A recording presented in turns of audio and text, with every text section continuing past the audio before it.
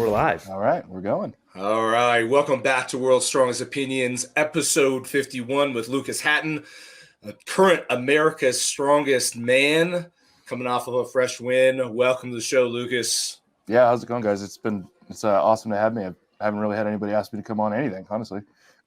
Well, I mean, that's unfortunate. I watched your video asking for some help, and hopefully we can do our part and get some attention for you. I mean, we're kind of a little show, but I know Lynn watches our shows at least. So hopefully Darren Sadler and Bryce or Colin Bryce may watch too one of these days.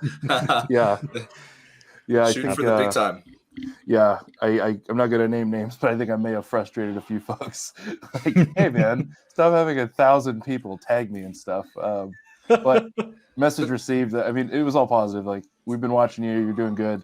But yeah, I just want to get the name out there, and it worked. The support's been unreal, man. Yeah, it's just been cool. It's been. There's no such thing as bad publicity, though. So sure. I mean, the more you get your name out there, you may annoy some people, but they'll start talking about you, and that's how you get your name out, and that's how you get exposure. Yeah, and it's there's a lot of these major platforms that share info on the sport. Like, I don't know, maybe they do, maybe they don't, like, understand how important their opinion becomes of like what the common fan believes.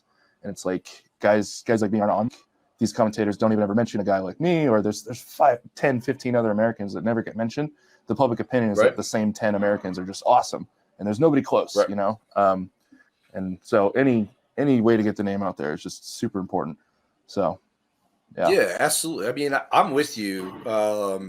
There's a lot. I mean, the number of people, especially Americans, the number of people is growing who will do very well at the upper echelons of the sport, probably definitely deserve invites. But for whatever reason, we talk about it on the show all the time, especially with like World's Strongest Man. And, you know, they always fill in when they have somebody back out or somebody can't make it, they pull in. And I get it why they do it, right? But they pull people from, you know, far away countries that really don't add any real competition to the cream of the crop, so to speak. The guys that we know are likely going to make it to the top 10, and it's always a wonder to me, and I know John too, that they overlook these like guys like you.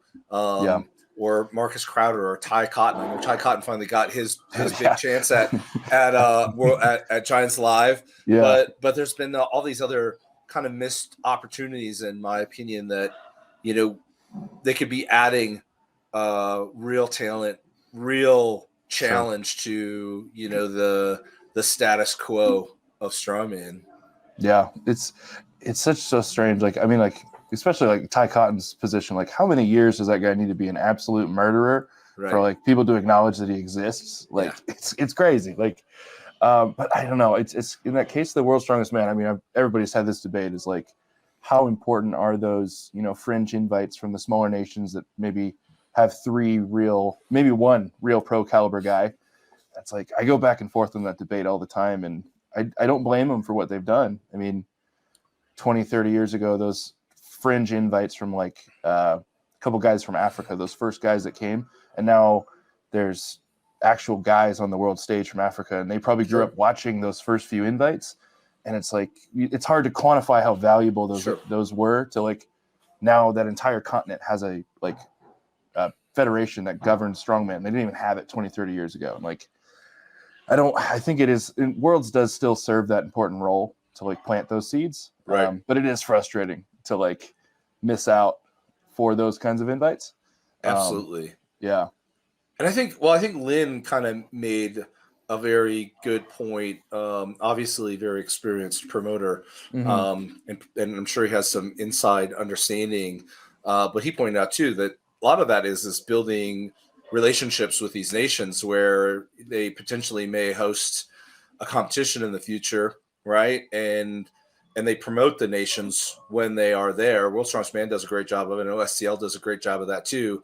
And it turns around and it turns into potential revenue streams for the organization as well, right? It's a big win-win for them to promote some of these faraway nations that we don't really think of very often. And for the nation, it's that they bring these athletes from and potentially end up hosting a competition in that nation. It ends up being a big win-win for, promotion for that nation and potentially revenue stream for the organization. So I'm sure there's a lot of layers to the reasoning why they do that. But it's kind of as a purist and a fan, we always want to see we want to see the strongest guys. We want to see the status quo get challenged, right? We want to see the top guys get unseated, right? Because there's always somebody stronger out there. I don't care how strong this World's Strongest Man is. There's some freak of nature in some far off corner living on a farm, right? That's totally corn fed and just naturally insanely strong. Right? It's like insert anyone from like Eastern Bloc. Like we can't even understand like what those dudes are capable of. Right. Like there's some 12-year-old Russian kid in a weightlifting like training hall just snatching your max. Like right. Because there are those. Oh, sorry. Go ahead, John. Yeah, because I've seen like those random YouTube videos where you'll see just like some random guy just like in cargo shorts, 400 pounds, doing like a set of muscle ups, and you're like, "Who is this guy? What's this for?" Like he enters into normal sports. We're fucked. Like yeah, right? But it's someone who's just for some reason though.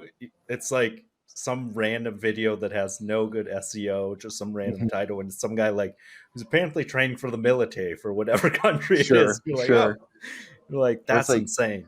How much like world class, how many like world class performances and really insane training is happening in these training halls where no one's filming, right? Like some of the best lifts ever, probably just nobody's ever going to know about it.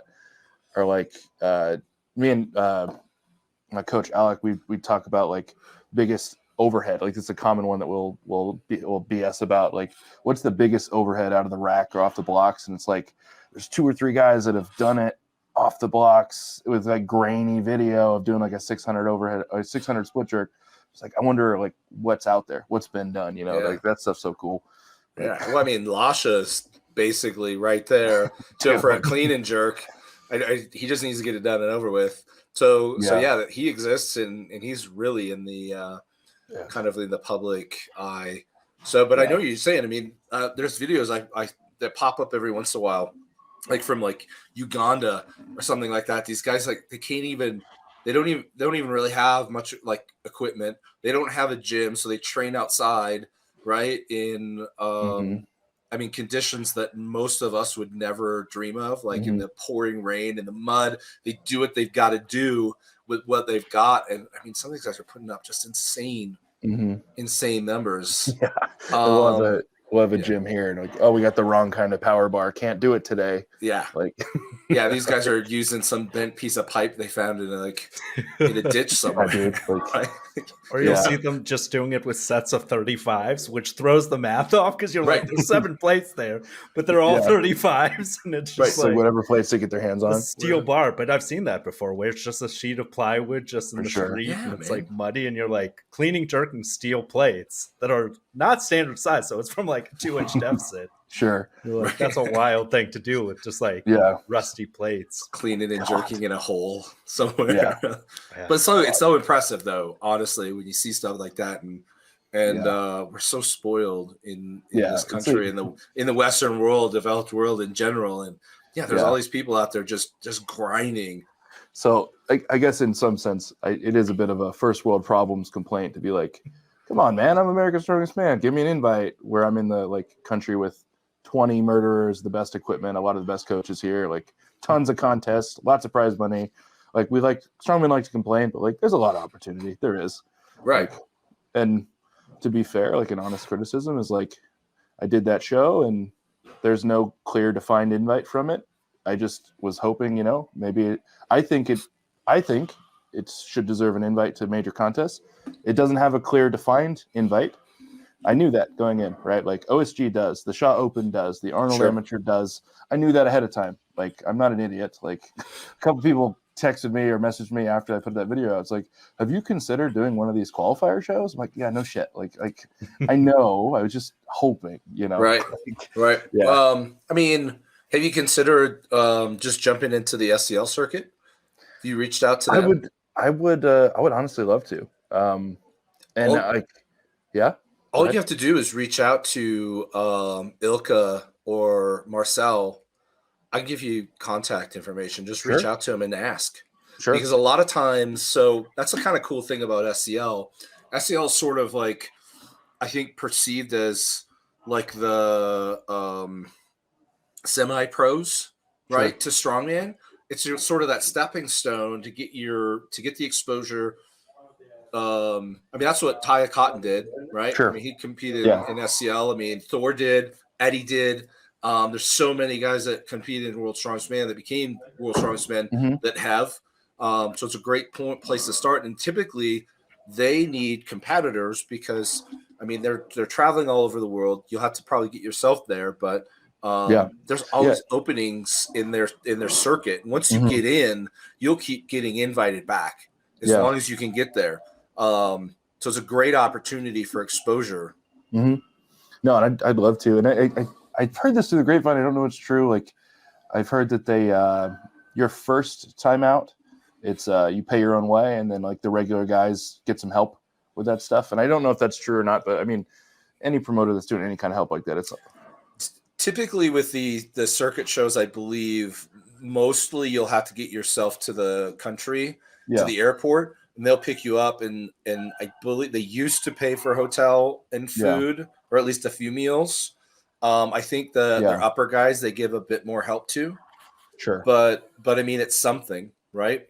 Yeah. No, and I would love to, man. That'd be a blast. Like, And what was the coolest part about after that video is a bunch of people reached out and they're like, I'll DM this person for you. I'll DM this person for you. And it's like, that's fucking cool, man. Like, that's been great. So yeah, I mean, SCL, it's on my radar. Like, there's a lot of like pending stuff for next year. So I'm kind of trying to piece the schedule together. Right. But yeah, dude, I would love to do some SCL. Like, their shows are amazing. They put on top notch, high quality equipment, high quality production. They're really, really great at giving athletes a platform to grow from. That's one of the great things about them. And then there's Ultimate also. I think Ultimate still does open class. Seems like they've been really focused on U 105 and 90, but no, I think their shows are just specific. I think any of their open stuff is just specific to the UK. Yeah, maybe. I'm not thinking. I think you're right. There's no shows coming to mind recently with international guys. Yeah, I think you're right. You got to reach out to Glenn Ross for those. Yeah. Okay. But there's a lot of options out there, right? And yeah, it'd be awesome to get that invite straight to the top, right? Straight to the show. But you got to do the work. Got to do some work, and there's a lot of ways to get in. And to be fair, there's 10, 15 other guys that right at the same level I'm at from all over. Like, just got to keep doing the work. It'll come. And I think so. What was super cool about this year, because I noticed some people commented on Gabe Pena's thing. They were like, "What's your next big show?" And he was like, "America's Strongest Man." And they were like, "No, what's your real next big show?" And it's like this year, the people who are doing America's Strongest Man, like most countries, the Strongest Man, like Austria with Emmanuel Pescari, like it's a very prestigious thing that most people are super proud of. And for some reason, it was weird to see like the comment section warriors who they're like, no, like a real heavy show. I'm like, no, these guys, like you have Rob Kearney there, you have like there are tons of guys domestically doing these things, and for some reason we don't seem to think of it in that same prestige level. Well, it used to be. That's the weird thing. Yeah, it's really strange. When Poundstone won Americas, he got an invite to Worlds, but that was before, I think, the old Giants Live circuit that fed into World's Strongest Man. So typically, in historically, America's Strongest Man would get that invite.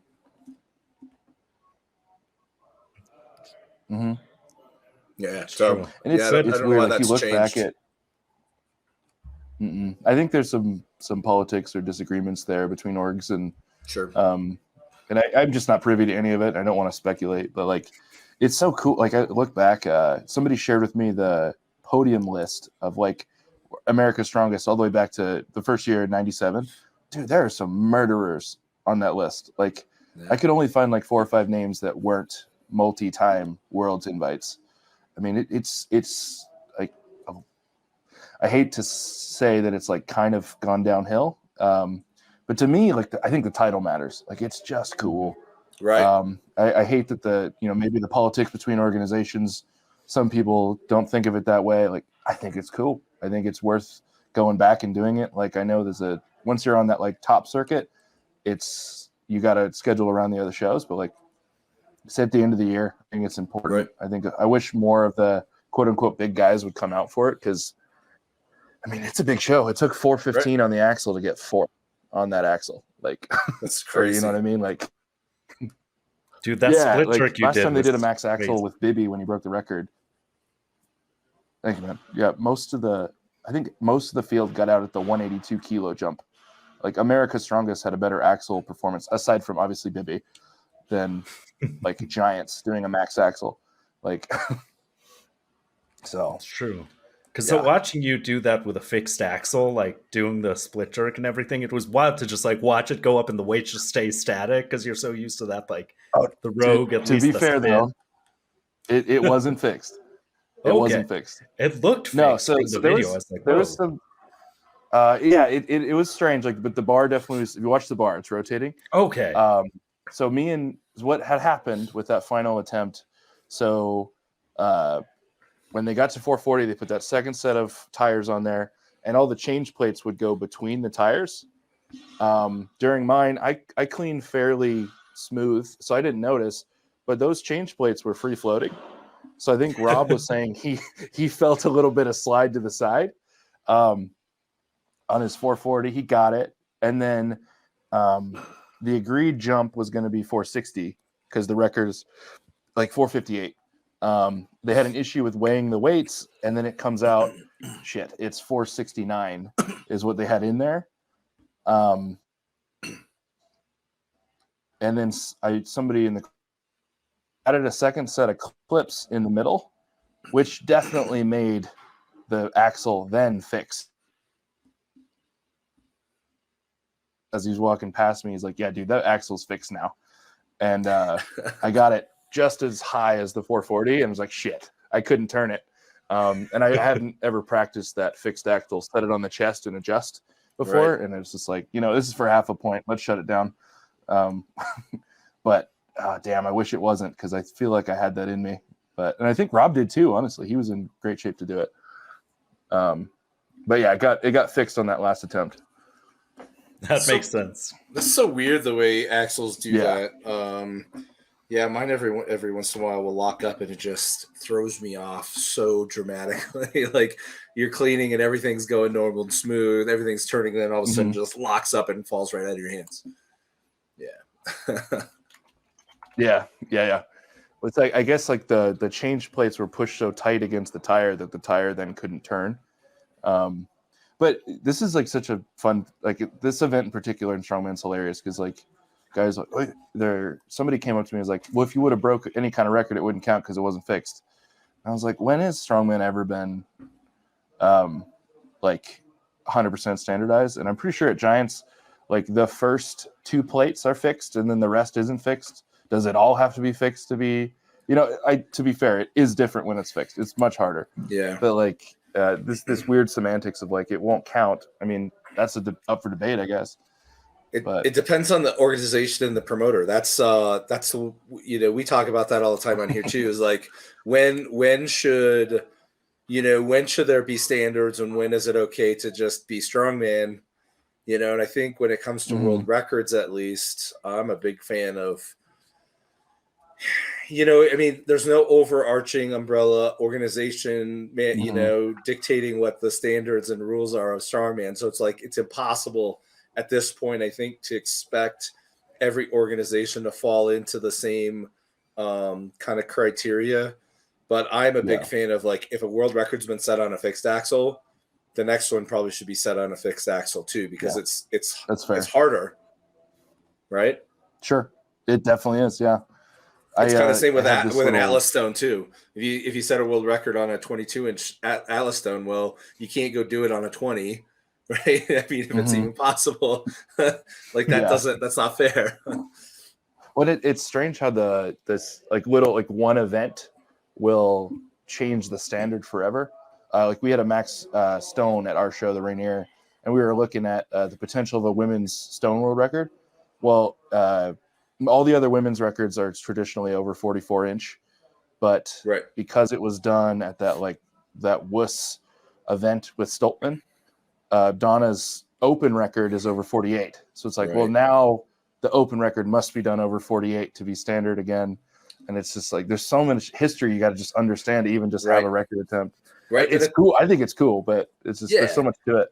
And I kind of feel like too, at the same time, there needs to be sort of a line drawn in the sand too. Is like, I don't know, like it's so hard, right, with strongman because there's so many variables and factors that come into play. Like that's why we talk about standards on here all the time, is because where do you start? Where do you end? Right? Mm-hmm. Should a world record always be over 48 inches for an Atlas stone? The stone diameter has to grow the heavier it gets, obviously, because you can't get 600 pounds into a 21 or 22-inch stone. I don't think you definitely can't in a 21. So the diameter has to grow, but yeah, I mean, if people start setting it over 48 inches, that it becomes very subjective. Yeah. Well, I did 500 over 48, but you did 500 over 50. But if I do 505 over 48, is that a world record over 48? Yeah. But doesn't trump the 50? It's like we need to have some kind of standards and rules where everybody agrees that this is what we're going to do world record for Atlas stone. Sure. It's always going to be over 48 inches. Right. Or, the axle always has to be fixed, or the diameter of the log is always going to be 12. It's going to be something. Well, Tom made that one at least easy. I'm just going to be 70 pounds ahead of everybody, and it doesn't matter.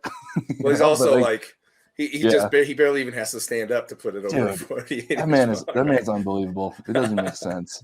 Right. Doing that was that last Giants. He did the last 440 stone one motion, and I've seen a 440 one motion before.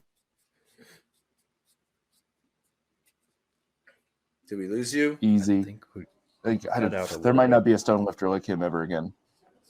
Yeah, right. We missed like 20 seconds of that real quick. So there's someone you said you've seen a 441 motion. Yeah, you were cutting out a little bit. Oh yeah. Like I've seen people do like a 400 plus one motion before, but it's like slow and they're near death. Like not a fast, smooth one motion at the end of a 5 stone series. Right. Get out of here. Like that's crazy. It is crazy. But yeah, dude, him and his brother though, that's the key of a good training partner like that, to just have that consistent push and everything. Because so many people, unless you're Big Z who could train by himself underneath some bleachers with no music or anything and go really far. A lot of people that interview. Yeah, I was just talking about this with Andrew Clayton when I was down in Florida.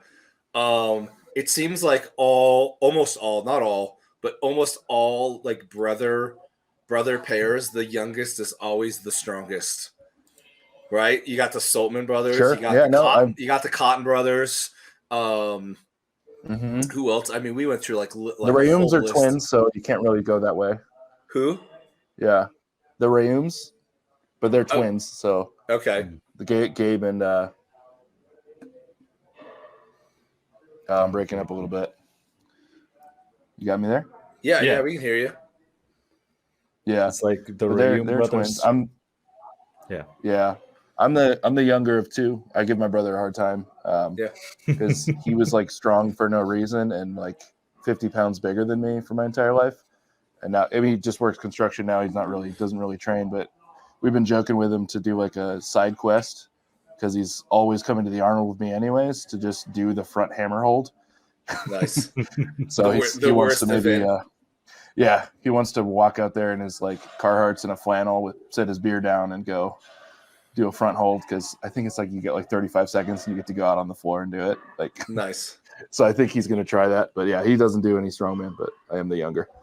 Nice. Yeah, it just seems to be kind of the trend For the vast majority of brothers who both compete, though, that the younger one is typically always the stronger, more successful athlete. They get a built-in coach, basically. Yeah. The older brother gets to make all the mistakes. And I mean, how many people are like, I did my first 5 years of training like an idiot? You know, you get an older brother that's done it already. He got those idiot years out of the way for you. Right. Exactly. Yeah. That's a good way to look at it. Yeah. Yeah. It's like, yeah. I mean, you're seeing that now. Like, it's more so, I think it's more so in the powerlifting side, but there's a couple strongmen. Like, this is the first generation where like strength athletes are skipping traditional sports and doing strength sports early, which I'm kind of conflicted about. But we're getting those super young freaks, and that's kind of crazy. Like, yeah. I don't know if I like it. I don't like the early specificity as like somebody who did traditional sports first. Like, I don't like. I'm gonna just do SBD days from 15 to 30. Right. It's kind of dumb, but we're gonna get some freaks that way.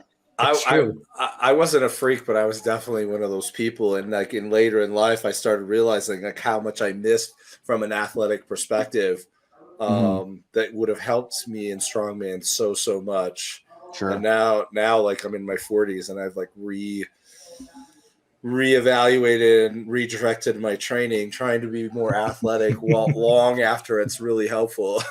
Yeah.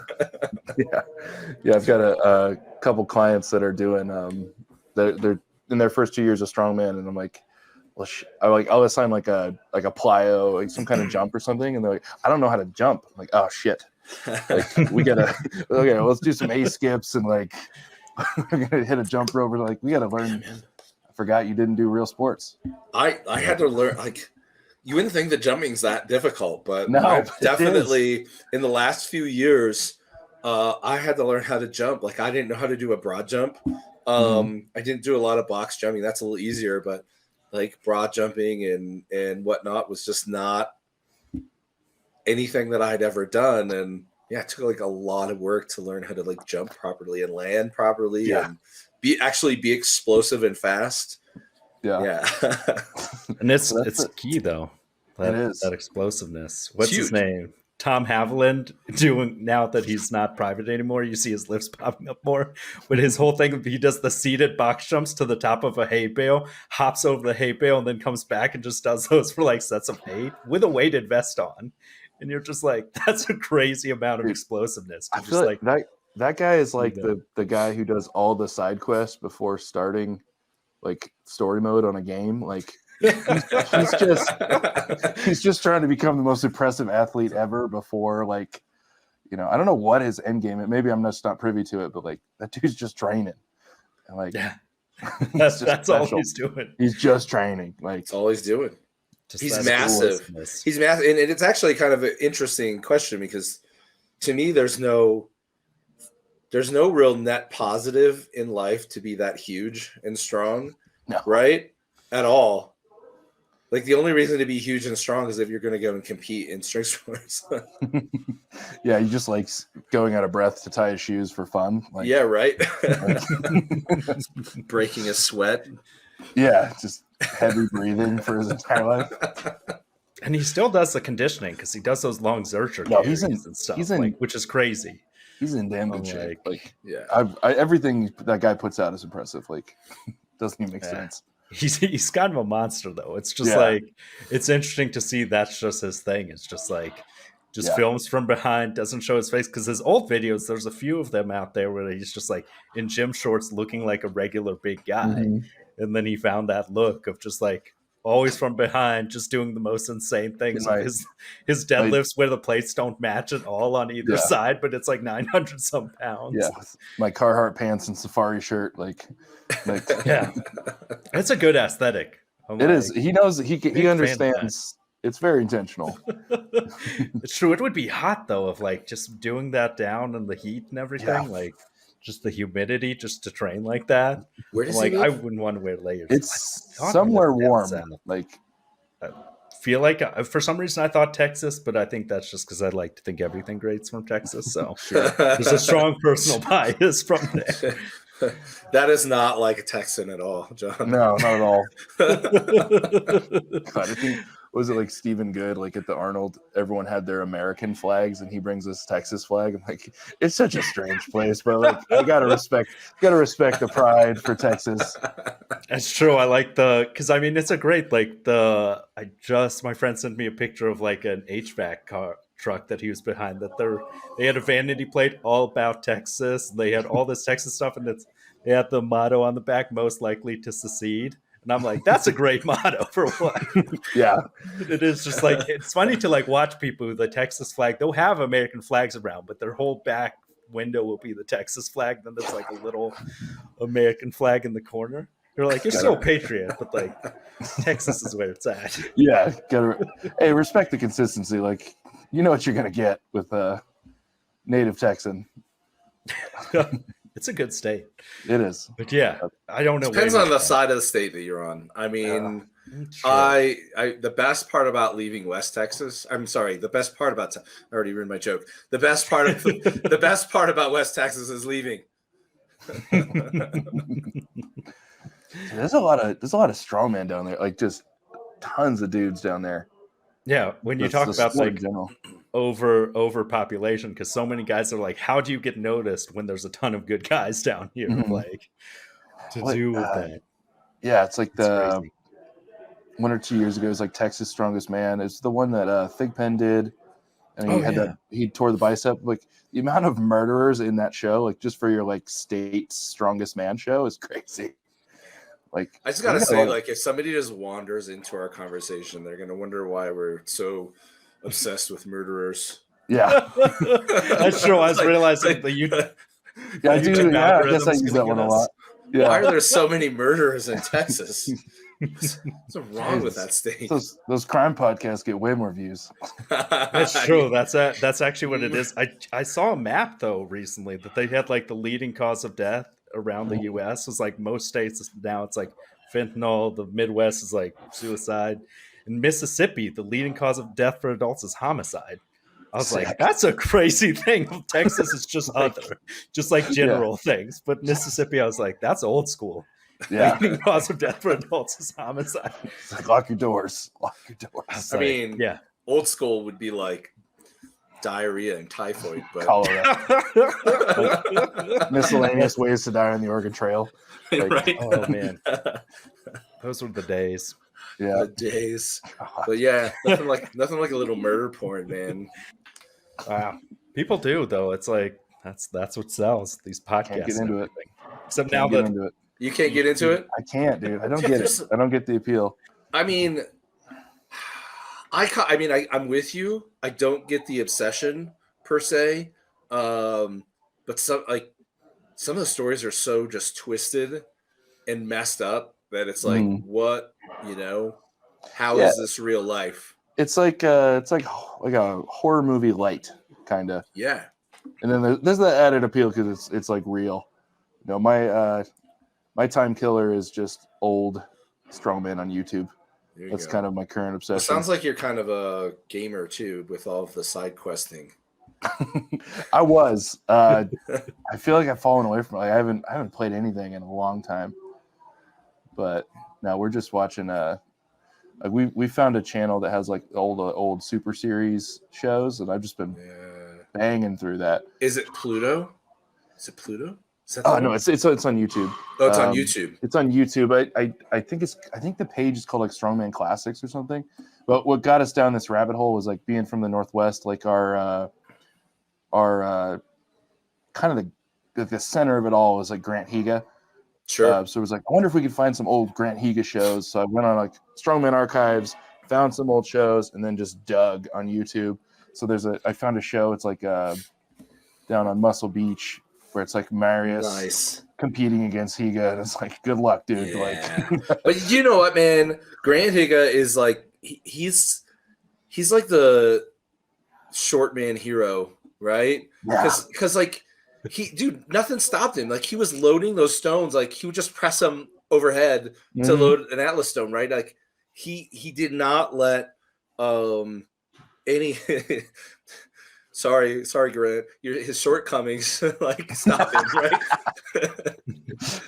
Yeah, I think in that show they had like a 375 a hand farmers, which fucking that heavy as shit for today, but like back then that's unreal. Back then it's unreal. And like it was like max distance or something, and I think Grant couldn't get him over the line, and so I sent him a video of it. It was like, oh, the small Polynesian hands got you again. It's like, but yeah, dude, that guy like never gonna kill a throwing event or a grip event, but like, God, I learned so much from that guy. Like, and he's just invested. He's at all the shows up here. Right. He's the man, dude. Like, and he was doing it before we all did it. Like, 100%. And he was doing it super, super well. And I guess the reason I pointed to that is like anybody that says like, you know, strongman is only a big guy sport. Grant Higa's, I mean, he was big. I mean, the dude's thick as shit, right? Yeah. But I mean, he's not the tallest strongman competitor, and he did extraordinarily well, regardless. Dude, he's like 51 or 52, and I spotted him on a 300 kilo squat like last week. That's like, amazing. He's been like at a strength sports at a very high level for like coming on his third decade right now. Like, right, it's dumb. Yeah, like, What's a 660 squat? Peanuts. Crazy. Yeah. And it also proves, because people always talk about how dangerous the sport is, but it's one of the few sports where you have people who can still actively participate like past their 40s, other than golf, of course. Yeah, that's true. Like, what do you guys think that is? Like, this is actually a topic we like to bullshit about. It's like, what do you think it is? Obviously dumb training, but like the guys who can do it for 20 or 30 years versus the guys who tear a bicep every 5 minutes. Like, I mean, I gotta believe there's a little bit of genetics involved. Yeah, because there are like, man, there's tons of really, there's a lot of people that have a ton of potential that just end up getting hurt. And, you know, it could be training, could be lack of rest. There could be some other factors in there, but man, and you got guys like Sedrunas who, I mean, his record for 20 years is just stupid. 20 plus times a year. Yeah. And then Mark Felix still competing in his 50s. Nick Best competed into his 50s. Ode Haugen started when he was 50 and competed until he was 60, right? Yeah, dude. So yeah, I don't know. I mean, it's a great topic of discussion. Like, how does some people manage to stay together for so many years and not end up in a wheelchair like every chiropractor tells us, right? Mm-hmm. You're gonna end up in a wheelchair if you keep deadlifting. Well, explain all these old school, like old time strongmen that are still walking tall, man, in their 60s and 70s. Yeah.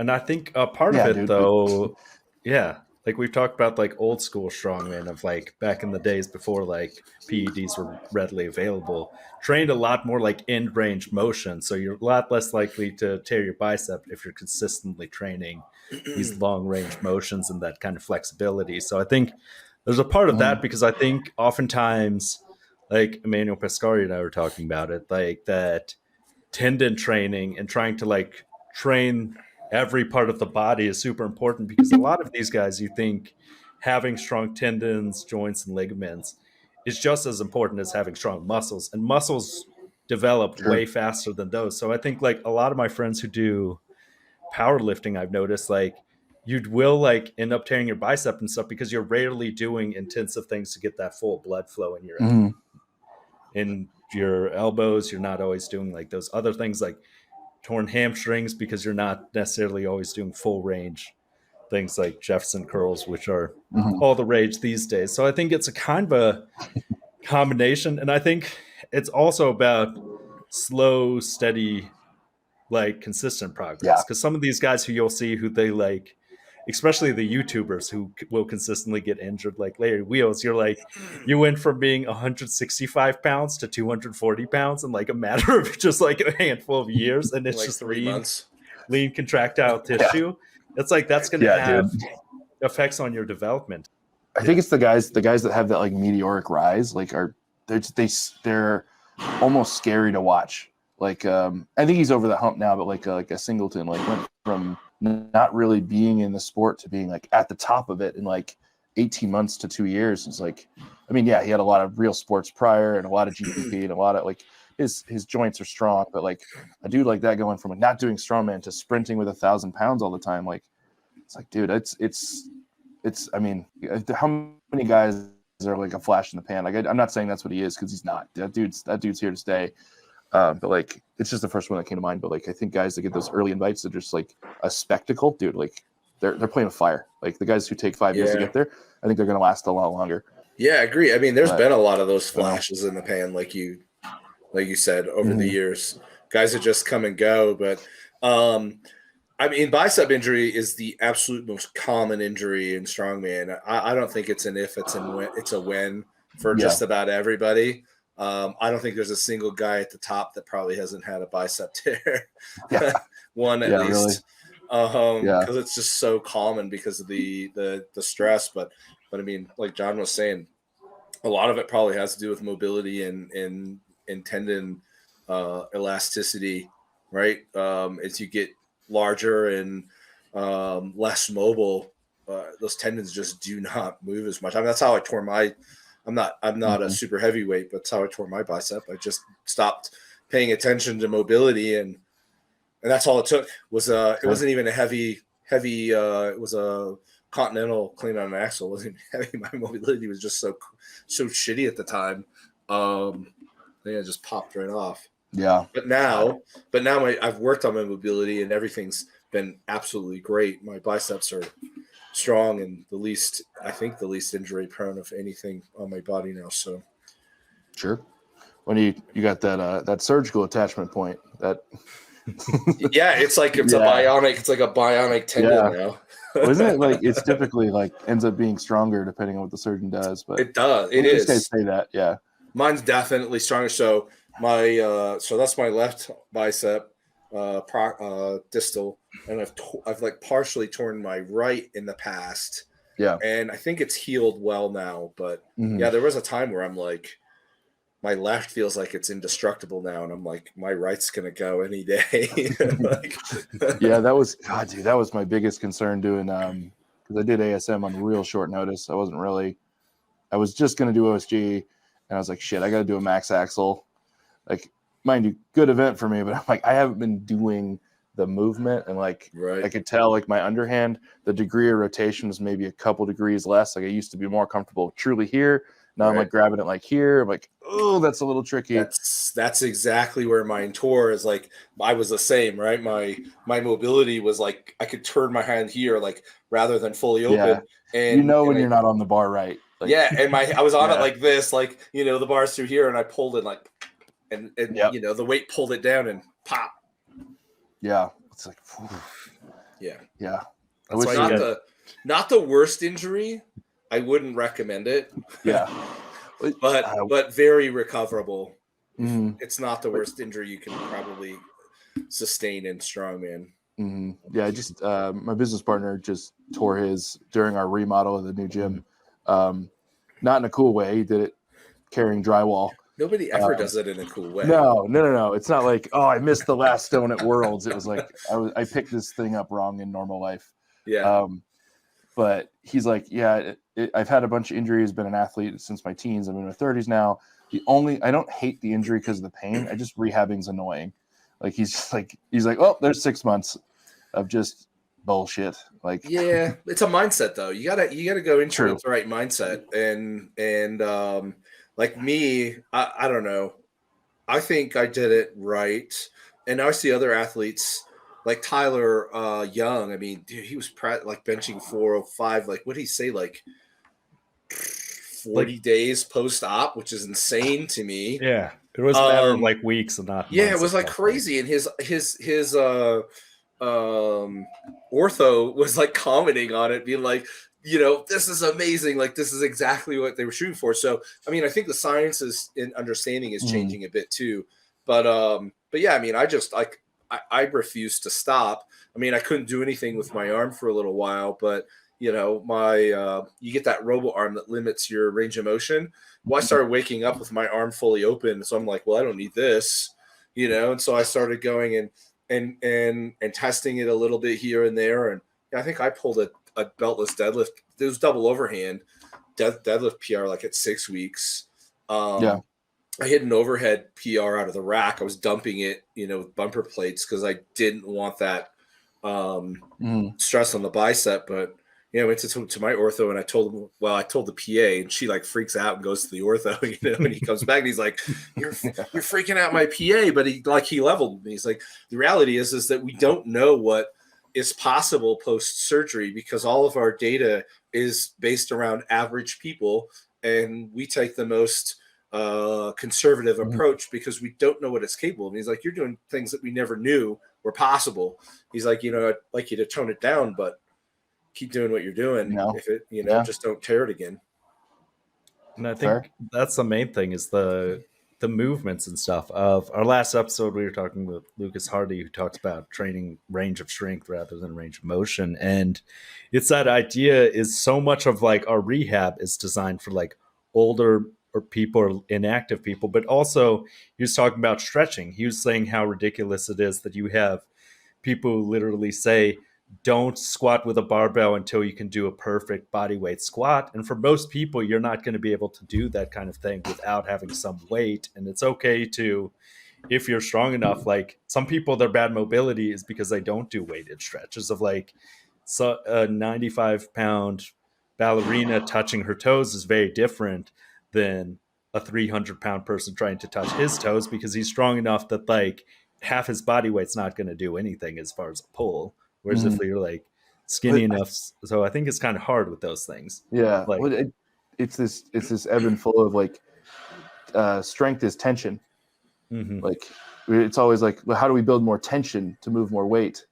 But then like they're like, let's just do a body weight stretch, and like we've just built up all this tension in those areas. Now it's like, yeah, just leaning forward is going to be enough to stretch it. I'm like, no, it's like somebody was like asking me about some like lat mobility stuff, and I'm like, well, I usually do like dumbbell pullovers with like an 80 to like feel something. I'm like, yeah, it's a lot of tension. There's a lot of years of like building tension in tissue. It's like got to be heavy enough to like even be a stimulus. I think it's the same thing as training. Like the stretching has to be heavy enough to produce a stimulus, or challenging enough, I guess, to produce a stimulus, just like training. 100%. Because you think you want your body to have enough tension that like I've seen friends who are into like dancing and stuff who have gotten into strength sports, realizing that they can squat ass to grass with nothing on their back. That's actually really hard to develop a strong squat then, because you don't have anything stopping you. Whereas like just fall out the bottom. Some people are so immobile. Like it's taken me a while. I can finally squat below parallel, but like I literally couldn't without weight and stuff. And even with weight, it was kind of hard because it is that like, my body's the opposite of just doesn't like to move certain ways, except behind the back curls, which somehow came pretty easy. Which that's ridiculous. The useful one. The new one I'm trying is they've been doing this the eagle hang, where you're supposed to hang from the bar with your hands at this direction. Sure. And you get closer and closer. I physically can't even do it with a wide grip yet. And they're like, no, that helps your wrists, it helps your biceps, helps everything. I'm like, it's an insane range of strength, but I think we're just now seeing what people are capable of, because you have athletes who have been doing this forever. And I think oftentimes we look at these things where for some reason our advice about like lifting comes from like an OSHA manual that's like lift with a perfectly neutral back, don't use like only use your legs for a 50-pound box. You're like, what are you talking about? Let me introduce you to Josh Hatfield. He's gonna I don't know if you've seen that guy deadlift. Oh man. It's like, neutral spine. Sure, dude. Yeah, sure. Yeah. Well, I mean, even KK used to like be very round backed, right, for a really long time, and he was strong as shit. And every time, and everybody lifts Atlas stones with a rounded back. I don't think I've ever seen anybody lift an Atlas stone off the ground with a neutral spine.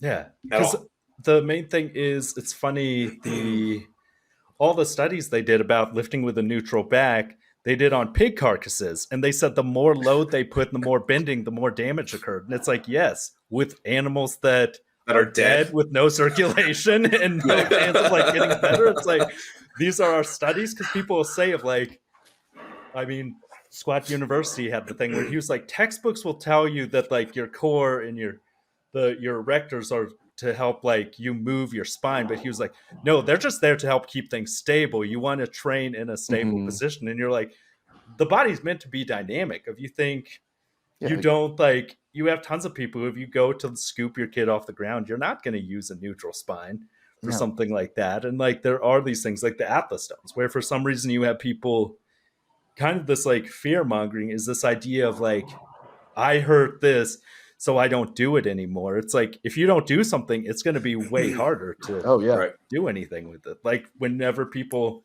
oh, I hurt my knee, so I just stopped squatting, and suddenly it's harder and harder to squat, especially to parallel, and you're like, it's a use it or lose it situation with almost every part of our body. And I think people somehow like don't understand that. Like with the Atlas stones, you're like, no one's doing an Atlas stone that's quite to the level of their deadlift, but like you can develop like a high level range of strength with that. If I've seen one of our guys, the Thigh King on Instagram, his Atlas stone was like close to his deadlift for the longest time because he only loves doing Atlas stones and like deficit deadlifts and stuff. So I think what you train gets stronger, but we've just had Adam Kostick.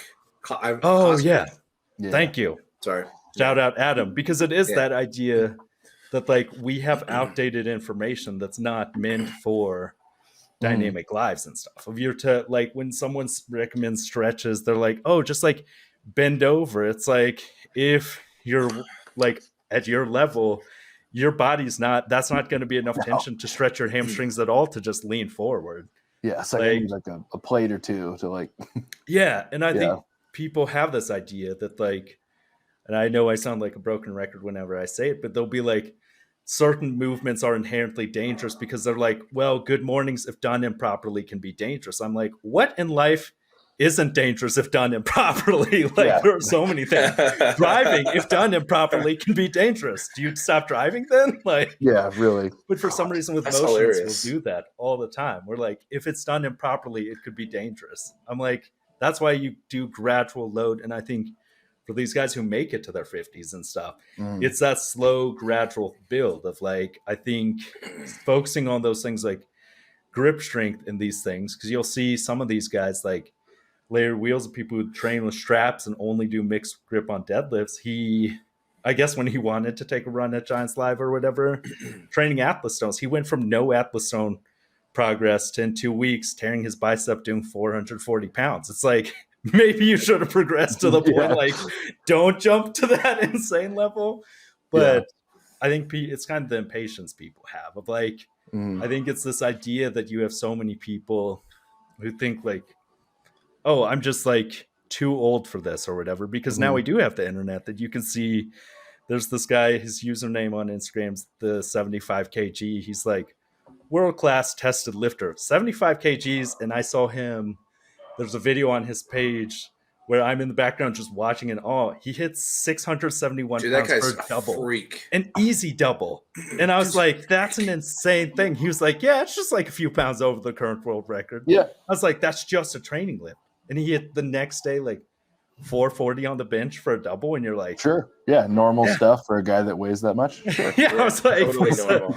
But it is that like specificity, and I think people can get discouraged because there is this idea that like we have a youth-centric culture at times. It's like, oh, you need to start something young to do it, when in fact the reason why like kids pick up languages faster is because they have more time and they get addicted to it. If you put that same level of time into something, you'll kind of progress. But we have this idea of like, all the time people ask Darren, when's he going to compete as a masters? It's like, why would Darren go from doing open class level weights to doing what sometimes is like middleweight men's weights for like the masters? It's like, you kind of have to keep pushing yourself. But there's this idea that like bodies are kind of disposable. And especially if we're using research on dead pigs for how to move the human body, you're like, that's going to be pretty bad science.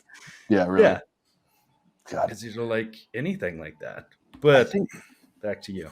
Yeah, I think it's as far as like what's okay and not, it's an interesting conversation. Like looking at the open men, or just like what's common technique or training for open men. And I get this comment when like I'm competing or there's a couple guys that are like, or like Kordiaka, like he's such an athlete. He moves so well. And it's like, dude, that's just should be normal. Like, like it's interesting. I think this is a bit of a topic change, but like with strongman is this strange, like we believe a lot of things, especially like the open men. They just believe certain things to be true. Certain movements are good, certain movements bad. Like split jerk guy, he's cheating or he's an idiot. Like that's impossible for me. I'm like, I don't know, it's such a strange thing. Like that's the best because it's cheating, but it's like if it's cheating, then try to do it. How many people can split jerk 440? This is a certain strongman said one time. Look at all those weightlifters. How can they be the strongest man in the world or whatever if they can't walk over to a car and pick it up? And I'm like, let's see you clean and jerk 585 pounds. Yeah, or why would you say that? Yeah, like God, like I have people all the time like, dude, you'd be so much. They're asking me like, what do you bench? Like, I don't. You'd be so much better if you bench. No idea. Like you guys would be so much better if you spent the last 5 years like building your quads and learning how to dip and drive right. Like, right. I don't know. It's just the open men is like so strange. They're like, I'm gonna build my shoulders to a world-class Eddie Hall level because that's possible when they could just like up their squat and like work on speed and still get, big numbers. It's crazy to me. Like, I'm gonna wait till I can strict press 400 pounds. I'm like, no, all you need to do is be able to squat 500 or 550 fast, and like at your size, it's a pretty easy ask. Like, dude, there's U105 guys. There's U105 guys that aren't squatting 600 that are push pressing 400. Yeah, what are we even talking about? Like, it's strongman is completely, especially with the opens, ignored the fact that weightlifting exists, and it's like the largest state-funded experiment of like what makes people strong, right, and good at overhead. And we're just like, I think watching old videos of Zadrunas and Eddie is the way. And I was like, dude, there's a 90-kilo dude that has pressed more than either of them out of the rack. Like, what are we talking about? Like, yes, Zadrunas and Eddie did a lot of incredible shit, but like, they're also a lot more special than you are, and they did it. I think they did overhead pressing on hard mode. Like, just use your damn legs. Yeah. Or like, Bibby, like, I think that dude gets maybe 5% increase from his legs. I'm like, that's the hardest possible way to go on this quest that he went on. Right. Watching him fail the clean over and over again for his one axle record. And you're like, you're just failing the clean and finally gets it up and just strict presses it. And you're like, wait, that was the hard part? Like, yeah, like, and then people will see this and like, he's got 28-inch arms and they're like, I think I should do it the way he does it. Like, no. Just eat 20,000 calories every day until your arms are 28 inches. That sounds reasonable. Like, yeah, find the small person that's doing double body weight on that lift and see all the creative, intelligent ways that they train. And like, open men are like the only people who are like, well, that's stupid. And that's like the interesting part. I mean, you say like they're learning. I mean, they have interesting, innovative ways. There's a lot of science behind weightlifting. Yeah. Right. I mean, they're not just going in just randomly picking things up. Like, there's a ton of research and science behind the way the top weightlifters in the world train. Yeah. Like a ton. It's the largest like state-funded experiment with decades of data. And we're just like, I think fuck them. Yeah, I think I'm gonna use this one article about Eddie pressing and I'm just gonna base my life around that. They can't walk over and pick up a car. Yeah, who are they? Or there's no weight classes in the jungle. It's like there's no CPAPs in the jungle either. Like, chill. Like, that's not my quote. I stole that from somebody. It's still so good though. No CPAPs in the jungle. Like, man, there's just these weird lines in the sand of like, strongmen a lot of times forget that we're actually just athletes. Like, it's just sports. It's real sports. Like, they'll see you were talking about like not like jumping's hard. It's like, I don't know. Like, it's the only sport where it's like it's a meme when we do something athletic. Right. I'm like, dude, guys, that's the point. That's the point. Like, you think like Novikov can't do a sprint and a jump without tearing a hamstring? I'm sure he can. Like, like dude, it's wild. Like it's a strange sport, strange community. I love it, but it's a strange thing. I love it too. I mean, kind of getting more on that. I always find it a little remarkable whenever I see somebody say that strongmen are the strongest athletes in the world, and then I start thinking about like, well, other than half doors, suited, strap, deadlift, none of the other like weight classes in strongman have the world records, which are raw and alt grip, right? Mm-hmm. They don't have the world record overhead because in weightlifting, there's all these like other sports that are doing some of our events so much better. Yeah, and it's like if strongman was really home to the strongest athletes, shouldn't we have all the world records? Yeah, like the actual all-time world records. Well, it was my pushback would be like the coolest angle to take on strongman, and it's like this huge marketing miss for the sports. Like we're the most well-rounded, or we should be, right? Like we can do it all, and like I might still argue that CrossFit's the most well-rounded. Yeah. But they're also but they're also a lot smaller, right? Mm-hmm. Sure. Yeah. They're all under 200 pounds. So most you don't realize how short most of them are. Like it's like, seeing them at the Rogue Invitational, you can finally get a sense of perspective. It's nice to like be like, oh, like these are all my height. Like that's why it makes sense when you're like if you're 5'7" or 5'8", like Matt Frazier, and you're a lean 205 pounds, like that's a strong individual. Of like our sponsored athlete, shout out Chase, he's gonna love this when he hears it. He is like 5'5", I think, and 215 pounds lean. You're like, that's a strong, like he is significantly stronger than I am. And like his legs are just like little tree trunks. Like, but he was talking about like he can split jerk a 300-pound log, just was doing the 250 some pound like block press.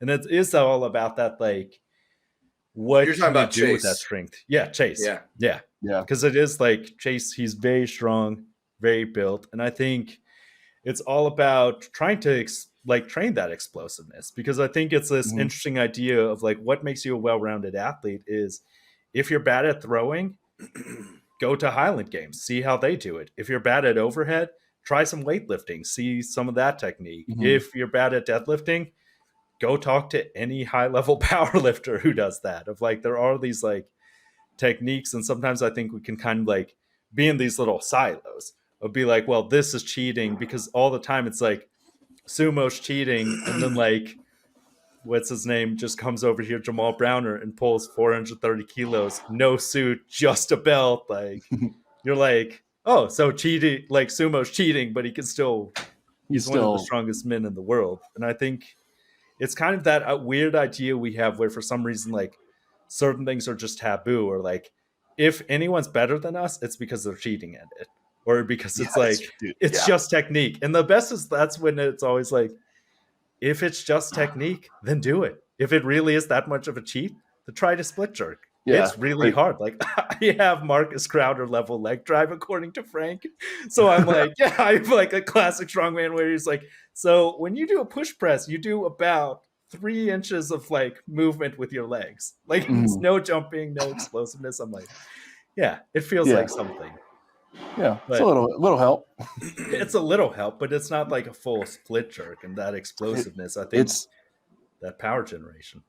It's funny too. Like I'll get this. I've heard this said about Camby, and Nico gives me shit all the time. Nico, Greek Goliath, like God, that dude's. I love that dude. He has the hottest pain in my ass. He's a pain in my ass. I love that guy, but he's like I'll just get described as like, oh, he's the technique guy. Like he's just like, what the fuck? What are you talking about? Like, at America, like, he's split jerk, so he just uses technique. I'm like, I have the strongest quads at the show. Like, what the fuck are you talking about? Like, like nobody has these like is weak and is putting, but in strongman it's like, well, he's the split jerker is the technique guy. He figured it out. I'm like, dude, he's faster than you. Right. You're not actually fast enough. You can't jump. Dude, honestly, if I could split jerk, I would. I just suck at it. And so I relegate myself to push pressing. Yeah. Which I also am not really awesome at, but My best split jerks look Just- like your 2022 strongman course split jerk, where it's just pulling the left leg back a little bit and Yeah. catching it. Yeah, Like, that's what I was gonna say. I was just I looking was at like, that that's because what I'm mine like, is. Yeah. that wasn't much No, of a split jerk. That was like a big push press. I blacked Yeah. out. So it was weird. So on the previous rep, I think I'd hit myself in the chin during the split jerk. Nice. So like I'm in the front rack on that one, and I'm like, okay, let's get my face out of the way. And I look up like this, and the lights go out. And when the lights came back, I'm like, it's locked out. Sick. But like I definitely didn't. I definitely didn't split jerk it. You gotta do like Rob Kearney does. Like a lot of people gave Rob a lot of shit for many years because he was split jerking, and then he just started posting pictures of push pressing like 400 for like reps. What are we talking about? It's like he's still a fucking incredible presser. So what did he split jerks? That's just he can do it. It's his preferred method. There's a time where he lived over here and he was training at a dungeon. He was doing like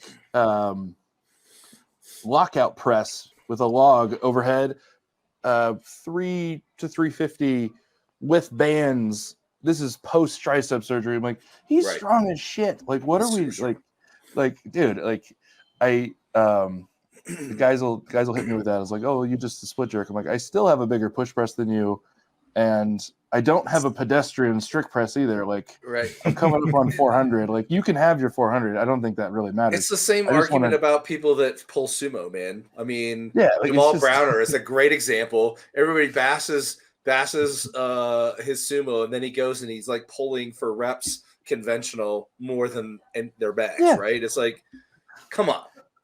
Yeah, like if any of us did the sets and reps that he does on a regular basis conventional, I'd be like, damn, he's a good deadlifter.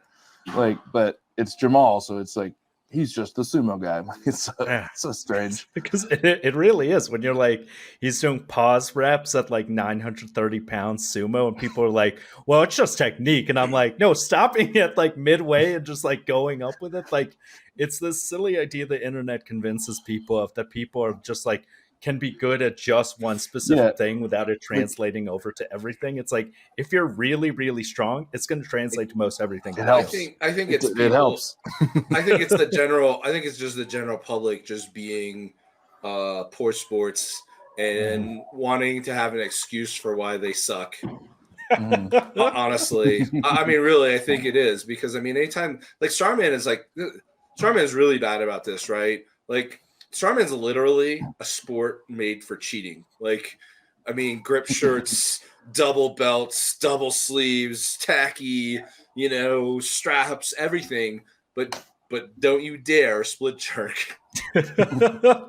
And two, we don't like that. But then it's like everyone, they'll be like, these things are cheating. Anyways, what are you guys going to do for Static Monsters with the 18-inch deadlift in a suit with straps? Right. With you're like, the entire nature of the sport is like, well, if we don't ask in the rules meeting, it's cool. It's not cheating. Yeah, but still, don't you dare split jerk. No, like, don't you dare, dude. I had at our show, I had a buddy of mine, and he's a goofball, but like he did that classic World's Strongest Man thing where somebody carried the hoose with a ring. He's like, well, nobody said it in the rules meeting, so he brought a figure eight and we did a max distance sandbag carry. He had a figure eight strap grabbed it around the sandbag and did his max distance carry. He's like, it wasn't in the rules meeting. I'm like, technically you're right, but I hate you. But that's like, just like, that's how our rules are designed, is like, if it's not said, it's okay. But then we say like normal techniques. But again, it goes right back to the problem of having zero standards, no rules, nothing. Like, and again, it doesn't have to be like standardized equipment and stuff, but come on, I mean, there's got to be some line drawn in the sand somewhere. Like, I don't get it. Well, there's so many like weird things that have happened at shows in the past, and like to the point where people have forgotten about it. Like, I was watching, it was one of the Mohican Sun shows. They had a max distance hoose, and half the guys like dropped to a knee and rested it on a knee and then continued. And like, I don't think I've ever seen that in a rules meeting. Like, you're not allowed to do that. Like, I feel like it's a thing where if somebody brought that back, a promoter would be like, shit, I didn't say it. Is it okay? And like, there's just so many weird workarounds that you could do in the sport.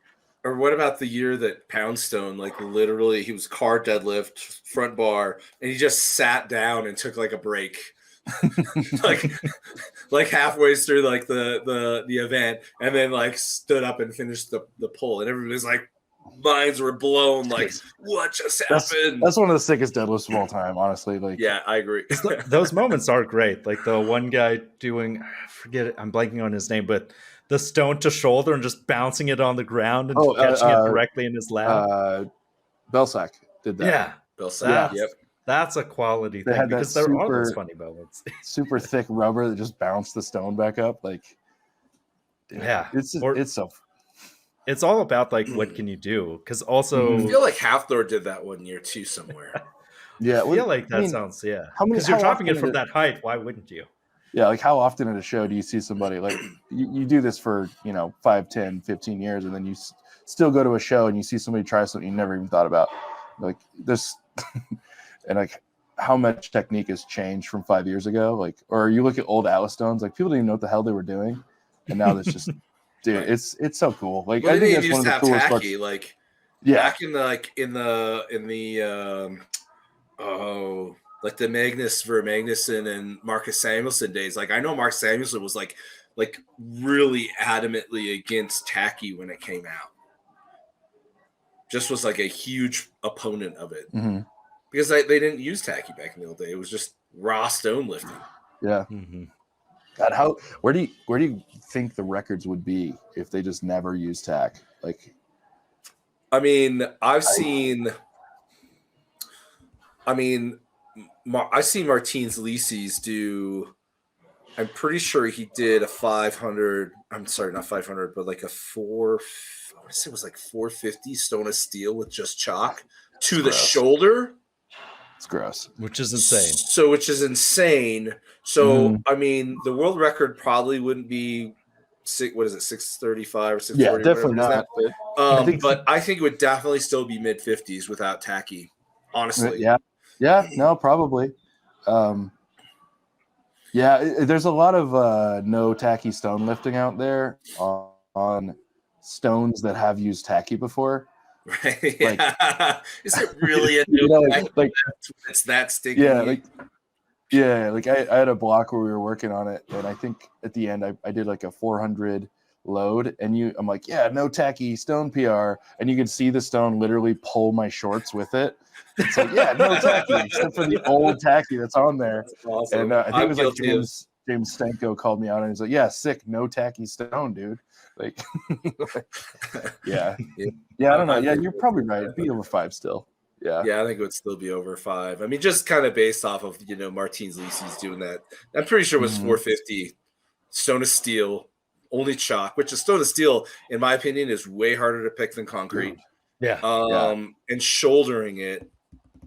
There's a dude training with him right now. I gotta hate this because I just met him and I'm spacing on his name. But he used to train out of the Sweaty Pig in Utah, and now he's training with Martins. And I think he just shouldered like 420 in the Stone of Steel at Wreck-It Gym. Nice. I watched this lift. Was like, I don't think anyone realizes how crazy that is. Like, dude. So who would that be? So I'm trying to think. He's a younger dude. Okay, so I'd have to find him. I could send it to you guys, but I saw him when I was at the Sweaty Pig. I was there over the summer, and he was shouldering, I think it was like 360 on a normal stone, and it was like for his size. I'm like, damn, that's impressive.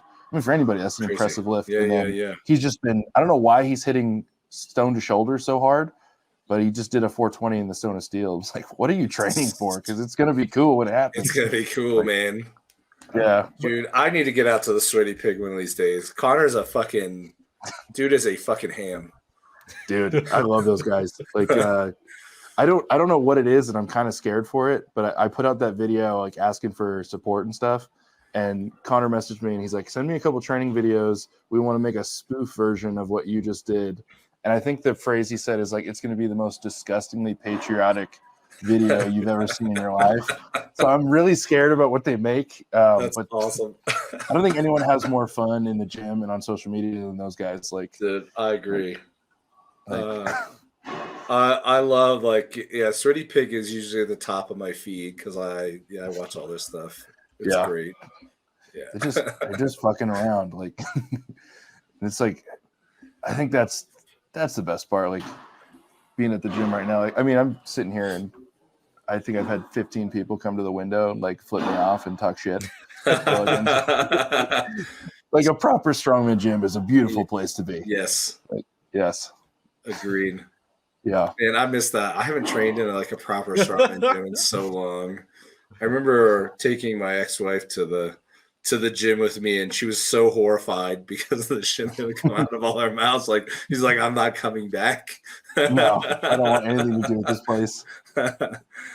Yeah. It's like we just moved Dungeon to a bigger location, and it's much nicer. It's like we did everything kind of right from the start. The old location was in like a little shopping center that had like 15 Korean restaurants, a church, kinda. It was a very sketchy little area. How many Korean restaurants? It's a lot.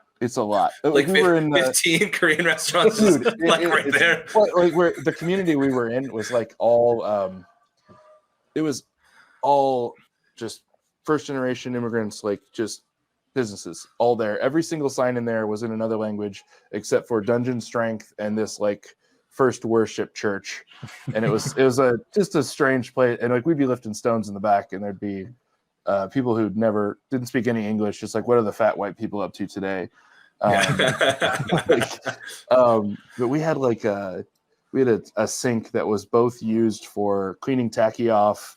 We used it to clean all the paint stuff when we painted the gym, and then it was also the primary source of water for like the first 2 years. And what I'm getting at is like, I don't think the members at the new space will really appreciate the joys that was the old tacky sink and like what strongman used to be. I feel like every gym has something nasty like that. Just right. Yeah, it's foul. That's awesome, man. Yeah. There are those moments, and because it is fun when you just training with what you have, because it makes you. I think this kind of ties into like the Stone of Steel and stuff. It's like training in an environment that's harder than what you might experience in comp. Yeah. Those things can help. Of like CJ Pierce had a video where he's talking about if your comp doesn't allow touch and go reps, why would you ever use touch and go reps in training for that comp? And it's like kind of this idea where sometimes people sometimes you want to kind of go like, you don't want to always be lifting on like the Kabuki deadlift bar if your comp's going to be doing an axle or whatever. So I think sometimes there's that idea of too with like the gym and stuff. It's like having something shitty and trying to take care of something shitty makes you appreciate when things are good. Oh yeah. So much more of like having like our first apartment together.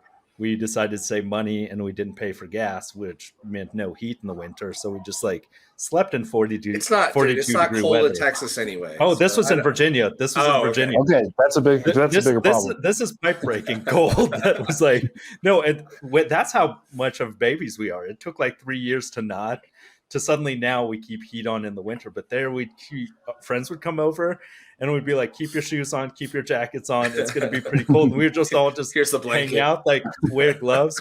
We both sleep in like sweatpants, sweatshirts, bathing robes, and then our blankets. And now it's like, I'm like, it feels kind of chilly. And I look at the thermostat, it's 68 degrees. I'm like, no, bump it the up. The tough life now. The tough life of Texas. Yeah. But it is that like you appreciate nicer things once you get there. And I think it's always neat seeing like businesses grow up, and because now it's like you have a better location, you're not going to use your source of water won't be the same thing that people are washing tacky off in and doing Lord knows what, because it's just gross. And it was kind of a thing where we intentionally almost didn't clean it because it was funny. But like it's still wild though. Like we move into this new spot by, we've kind of reached a point with the partners, especially Ryan, where it's like, we're never going to financially recover from this. Like we've bought all this new equipment, did all this cool stuff. And like day one, like one of the younger members, like, you're going to get a Kabuki deadlift bar? And I was like, I hate you so much. God damn it. Like, use the nice thing. Shut up.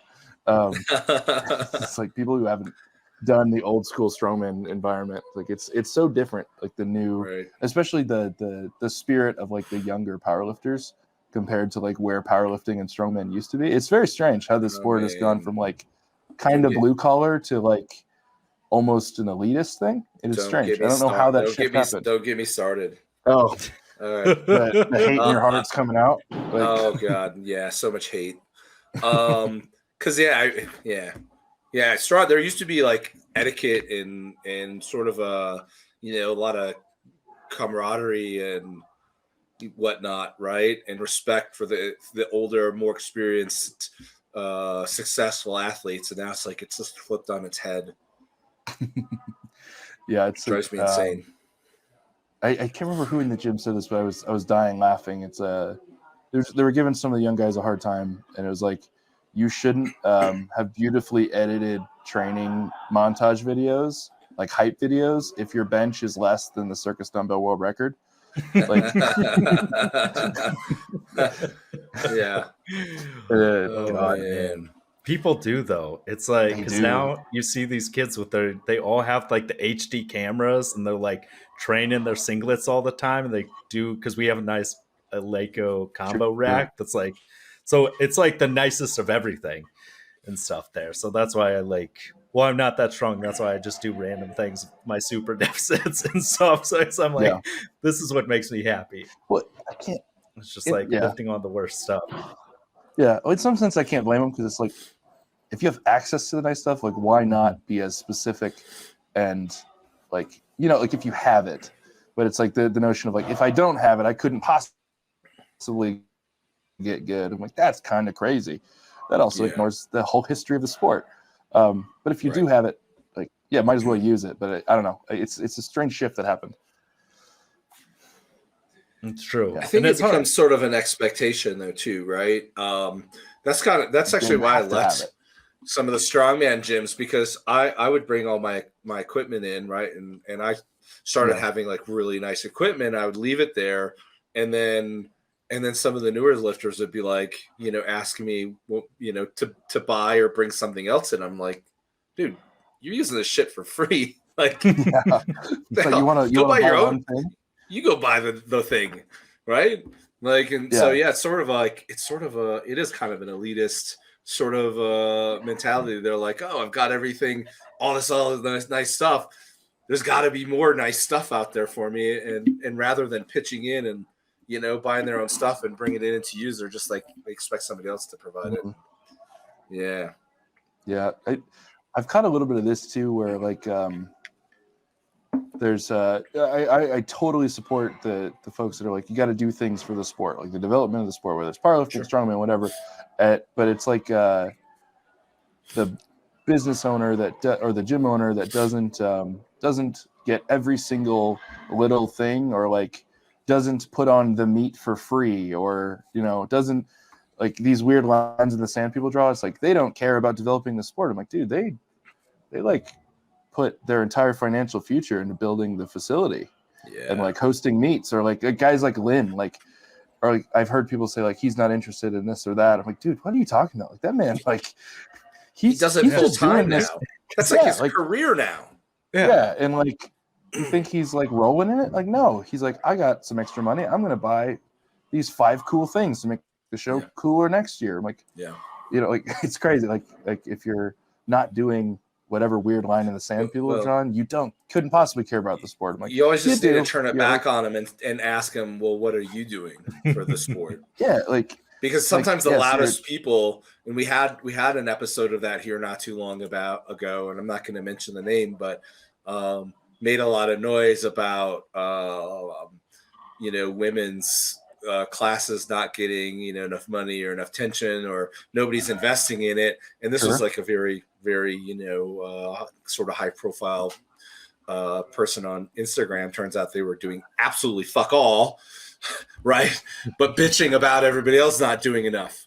And so you need to. It seems like sometimes the loudest people about that are the ones that are doing nothing. They're just, again, it gets back to that sort of elitist, spoiled mentality. Like, well, we just deserve something, and we're not gonna actually help. Like, you do it all. Mm-hmm. And it takes sacrifice. If the biggest takeaway from that episode with Lynn is he was like, I can do this full time now.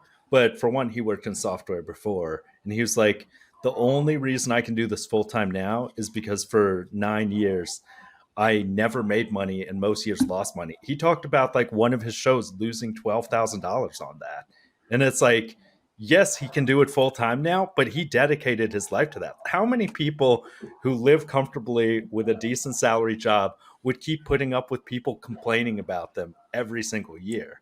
And that's what happens so often is people are they're like, well, it could be better. It's like, yeah, everything could be better, but like, would you consistently take that attitude with everything in your life? Like, well, like I have this, but it could be better. It's like, Yeah, like after a while, like you got to contribute to it and everything. yeah, or like I mean the one that's fresh in the mind is like the Rogue Invitational. It was like, oh, Rogue fucked that up. They didn't do a good job. What are you talking about?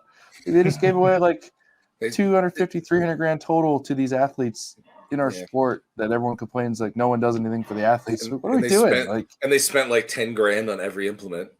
Yeah, and it's like let's take the time to add strongman to our biggest event. Maybe they could get some good eyes on them, but like they cut the Apollo's axle, so they suck. Like, what do we? Shut up. They could do less goofy big events. That's one thing that Darren and I with like. You there. Because that's the main thing that I would say there's room for those things because at the end they're still doing it. Like it's one of those things of like, it's a free premium live stream. Like it's one of the premier things. And they actually do a really good edit too. They do. They do an amazing edit. Like I love that by the end of the day, because I was there the first day. I will say as someone who paid $100, $75 for terrible seats, $25 for parking, and then couldn't see any of the events. It was a little bit of like, there were some hard feelings, but I came home and I could see edited versions of every event and stuff because they are those nice things. And I think one thing that the Rogue Invitational really highlights as far as fan base though, is you saw all the CrossFit fans, they were buying from all the vendors. Rogue has a like in-store thing and people are literally just buying things and just walking around all day with like Rogue plates and stuff or like walking them out to their car. And I think that's what Rogue couldn't do the Rogue Invitational without the CrossFit fans because the CrossFit fans are paying into the sport and doing those things. If you realize like that's what keeps things going of like, you don't want a title sponsor literally giving you tens of thousands of dollars and then no one buys anything from them and like no one pays attention to it. You don't get eyes on it. And I think that's like the give and take because there is this idea of like you want everything to be awesome but no one's paying into it and everything because it is like it can be small things to do but like support the sponsors, support like the people who are buying those things and stuff. But it's always hard because people like don't want to do that. No, it's crazy.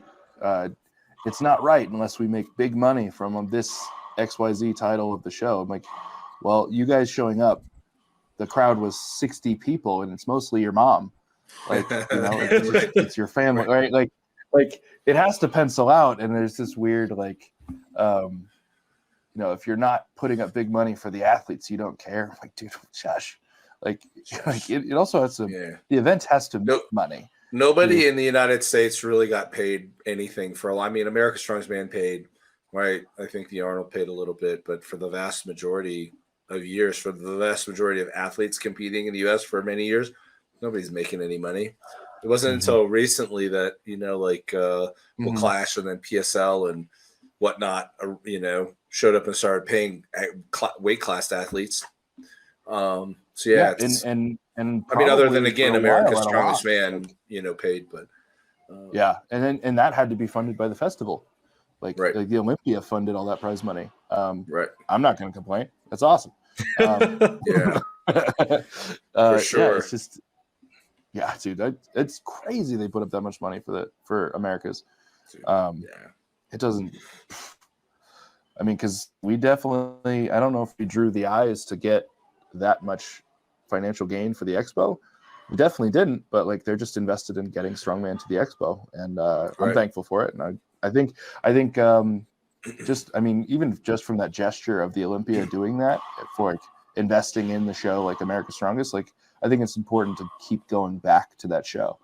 Like that gesture means a lot. And I think Sure. a lot of guys will get to a point where they're like, that show's beneath me. Or like I did, the other one I did was like North America's Strongest Man. Right. And like JF had a hell of a time getting some of the top Americans to be there.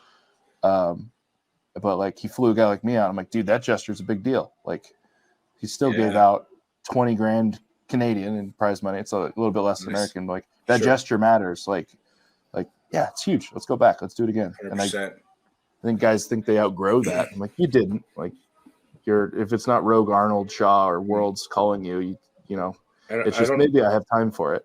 I don't understand why anybody would outgrow the potential for winning money.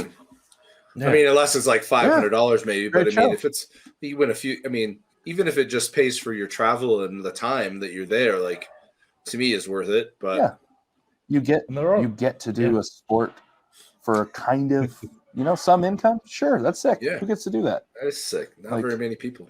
And that's the main thing is like there's small things that people can do, because that's the funny thing is when like people complain about like the lack of prize money or lack of certain things. And it's like, how many athletes are making appreciation posts for their gift bag that was full of stuff that they never acknowledge, or like these things from sponsors of like these little things you can do of like, you don't want your sponsors only sponsoring you out of charity, which is another thing I'm a broken record on of this thing. Is sometimes it's this weird idea that like everyone should be doing this out of the kindness of their hearts and no financial gain.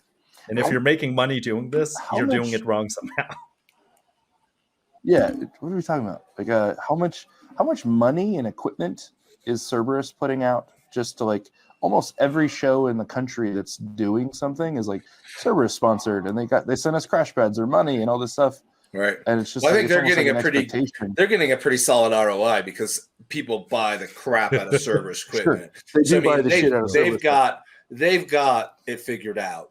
But you know, I think what John's talking about is all these other smaller brands that are putting money forth. Nobody goes and buys anything from them. And athletes need to understand that if you want to get sponsors, right, and have them keep coming back, they need to sell something for the money that they've, you know, sponsored a show with. Like they have to, otherwise they're not going to come back. And there's got to be some ROI in there, whether it's, you know, direct sales, you know, from the show, the athletes and spectators, or there's got to be a tremendous amount of exposure that opens the door to a lot of potential clients, right, or customers. So, Strongman's still got a long ways to go, I think, in that regard. But it's hard because it's like a slow incremental thing, because in many ways we are still in the infancy of this sport. I know a bunch of people for some reason were complaining about it. We've been here forever, but it's like Strongman has some kind of like weird, it's a like rare disorder, like growth disorder. It's been around for 45 years, but we're still in the infancy. But it takes time though. Yeah, and people cut things down. Well, they went to TV first. Yeah. The World's Strongest Man is still doing well. Yeah, they went to TV first. True. Yeah. Which is huge. But like it wasn't a deal or an environment that like fostered it didn't naturally create a profitable, realistically funded feeder system. It was just like, well, we have this big thing, let's do a sport underneath it. And like there's this little sense of like, if it's not done at the level of Worlds or the level of income of Worlds, like, or out of the goodness of your heart, like you were saying, like it's not good, or not, you know, it's a strange path that the sport took to get here. And it's still taking off. Of like Luke Davis had a great post where a ton of people in Cerberus shared the natural log record, 170 kilos or whatever. People, they're like, why do you have a drug tested thing? Like, what's the point? And I'm like, every sport that's doing well, you can argue about the people at the top with CrossFit, what kind of PEDs they might be doing, but they still actively kick people out for drugs. They routinely, I think it's kind of their nice way of just getting rid of people who aren't nice to be around at comps, just mysteriously get out for PEDs. They're like, it's a good thing. The CrossFit games are 100% natty. It's true. Yeah. You train for 8 hours 100%. A day, 5 days a week, and you're just like, you're there. But I think even just the sign of it, and I think having this like broader audience, because we have tons of tested meets here in Texas that like draw a decent audience, but people for some reason will Mhm. like get mad at anything being slightly different. There were things you could possibly complain about with like Hmm. the America's Strongest Man and stuff, but like James Effenbaugh, like he's trying his best. Like Tyler Purdue, he's Yeah. trying his best as well. Like these people are trying to do things, and sometimes it's this weird idea that like you'll people will give all the forgiveness in the world for Cerberus over something, but then a small brand will like mess up once, and people are like, "I'm never doing that again," and Hmm. stuff. And that's like you kind of have to like try to build things up. Like it's really hard to take off. Of even Cerberus has taken a long time to get where they did, and a part of it Oh was yeah. like Yeah. years ago buying stuff from them. Like you get a handwritten letter from Ken, like saying thank you. Like these small like gestures go a long way. Of like Skull Smash Ammonia, like Steve would write nice little things. Like I used to order enough ammonia that he knew me by name, and it was nice to like have these like he's like I threw in an extra one for you. Like hopefully you like this one. And one time I got like I think it was like mango whiskey flavored like scented What? ammonia. Yeah, he made a custom one just for me. That How like much it's ammonia are you using? I just used it for How much me. ammonia are you using? Yeah, Just- I would just taking accidentally it to leave the it open and face it would go for bad. every set. This is just walking Yeah. around at work, just sniffing it all That's day. true. Just trying to get into work. Hey guys, Oh right. we're at about an hour and 36 minutes. I hate to cut We it are. short. I do unfortunately need to eat, and I'm like and go to bed because I get up super early. Yeah, I gotta, But train still. you gotta. That's what I do. I get up early and I train. So, and you still got to train. Yeah. But Yeah. yeah, man, great having you on, Lucas. Any final words for our viewers? I mean, anything that your little ladder speech. Yeah, no, man. I've just been really, really overwhelmed by the support from the community. Like I left my job 2 years ago to do this and run the gym and coach, and it's just these last few weeks, it's kind of felt like starting to get a little traction after a couple years of spinning the wheels, and it's been really cool. Nice. Just I got the coolest job in the world, and finally got to make a little bit of money from competing, and like that's awesome. I couldn't be more thankful for it. So thanks for you guys having me on. Like 100%, man. Somebody's interested in like a couple of my thoughts and ramblings like that. Yeah, it's cool. Absolutely, man. Yeah. Well, we'll do our best to share and like your post in your profile, and hopefully help you get your name out. I'll send a couple of contacts to you for, like I said, Sure. SCL if you're really interested. appreciate it. Out to him, and man, wish you the very, very best, man. We'll be following close. Cool. Definitely. Appreciate you guys. Thanks, man. Cool. You guys have a good one. Too. Yeah. We hope you enjoyed this episode, and don't forget to like, subscribe, share, and follow us on Instagram for updates. We'll catch you next time on World's Strongest Opinions.